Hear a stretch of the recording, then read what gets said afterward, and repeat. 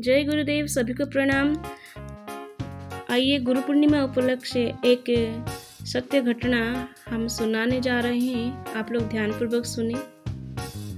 एक गृहस्थ भक्त अपनी जीविका का आधा भाग घर में 2 दिन के खर्च के लिए पत्नी को देकर अपने गुरुदेव के पास गया।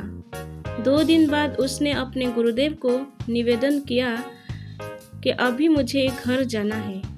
मैं धर्मपत्नी को 2 ही दिन का घर खर्च दे पाया हूँ।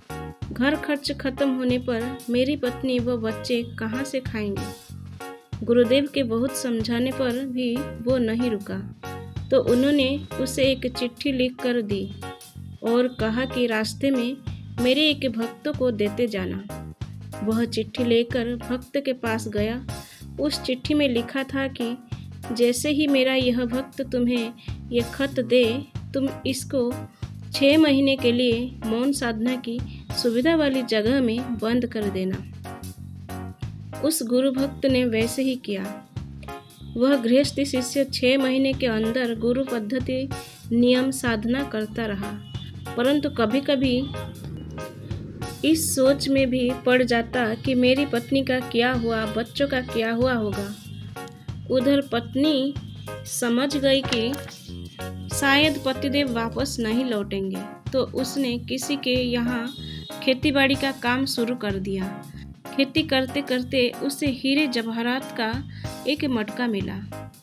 उसने ईमानदारी से वह मटका खेत के मालिक को दे दिया।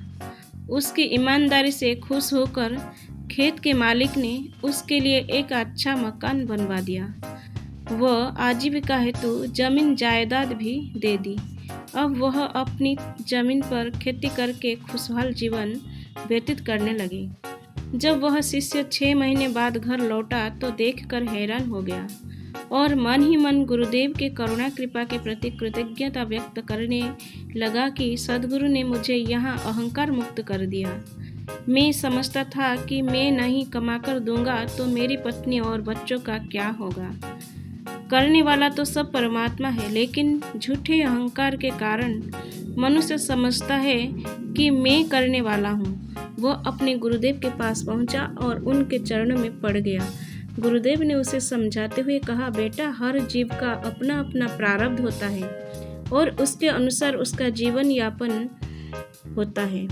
मैं भगवान के भजन में लग जाऊंगा तो मेरे घर वालों का क्या होगा। मैं सबका पालन पोषण करता हूँ, मेरे बाद उनका क्या होगा। यह शरीर दिया है, उसका भरण पोषण भी वही परमात्मा करता है। जय गुरुदेव, सभी को प्रणाम, धन्यवाद।